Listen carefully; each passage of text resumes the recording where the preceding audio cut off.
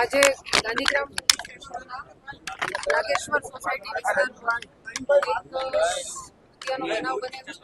આની વિગત એવી છે કે એણે પારિવારિક પ્રશ્નોના કારણે પોતાના પત્ની ઉષાબેન પડિયારને ગોળી મારી અને એમને અત્યારે ઇન્જરી પહોંચાડેલ છે. આ ઉષાબેન છે અત્યારે હાલ હોસ્પિટલમાં એડમિટ છે, એમની સારવાર ચાલુ છે અને એમની અત્યારે હાલ ક્રિટિકલ કન્ડિશન છે. અને જે લલિતભાઈ છે એણે પોતે પણ પોતાની જાતને ગોળી મારી અને પોતાની આત્મહત્યા કરેલી છે.